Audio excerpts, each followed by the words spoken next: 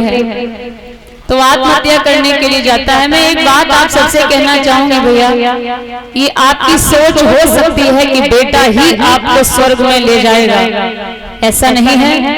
बेटा आपको स्वर्ग में नहीं ले जाएगा, आपके शुभ कर्म आपको स्वर्ग में ले जाएंगे।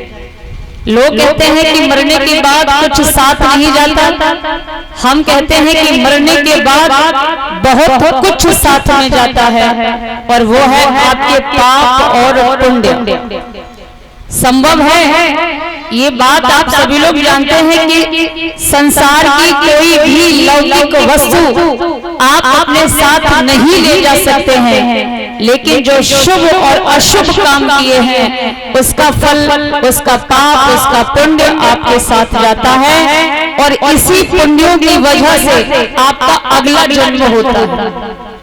कई भैया लोग जो इस जन्म में बड़ा गलत किसी के साथ करते हैं, अगले जन्म में शरीर तो बहुत अच्छा होगा, किसी की आंखें नहीं है, किसी के पैर नहीं है, सुंदर शरीर बहुत सुंदर है, किसी के हाथ नहीं है, कोई सुन नहीं सकता है, कोई बोल नहीं सकता है। ये क्या है?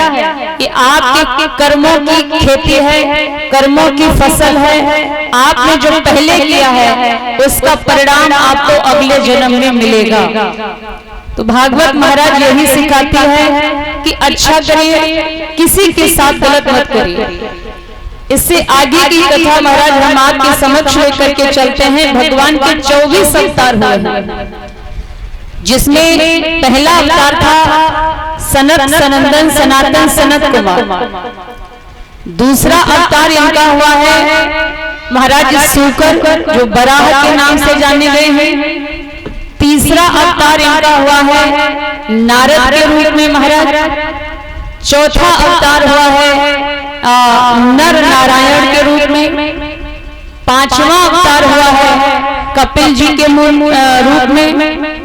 छठवां अवतार हुआ है दत्तात्रेय के रूप में। सातवां अवतार हुआ है यक्ष के रूप में। आठवां अवतार हुआ है ऋषभ देव के रूप में। नौवां अवतार हुआ है पृथु। 10वां अवतार हुआ है मत्स्य। 11वां अवतार हुआ है कूर्म माने कच्छप। 12वां अवतार हुआ है धन्वंतरी। 13वां अवतार हुआ है मोहिनी। 14वां अवतार हुआ है नरसिंह अवतार।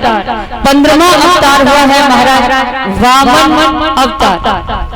16वां अवतार हुआ है परशुराम जी।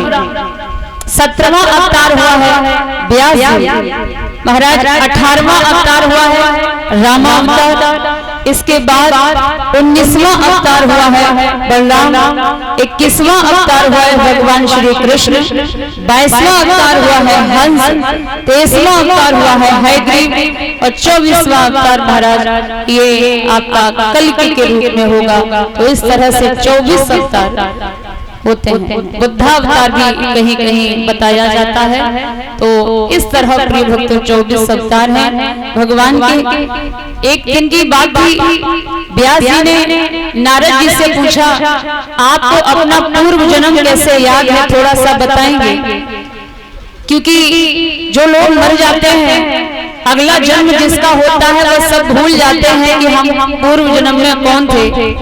तो नारद जी कहते हैं महाराज एक बार मैं पूर्व जन्म की बात कर रहा हूँ। मेरी माँ एक ब्राह्मण था, उसके यहाँ दासी थी, उनके यहाँ काम किया करती थी। तो मैं बचपन में अपनी माँ का हाथ बटाता था। मेरे पिता का निधन हो चुका था। एक दिन की बात थी, हमारे गांव में कुछ साधु संत आए। हमारे गांव के लोगों ने कहा महात्मा जी कुछ दिनों तक सत्संग होना चाहिए। तो महात्मा जी ने बात को स्वीकार कर लिया। सत्संग हुआ, 4 महीने तक सत्संग हुआ। इसके बाद में जब मैं सुबह 3 बजे उठ जाता था और 3 बजे उठने के बाद में मैं पंडाल की सफाई किया करता था।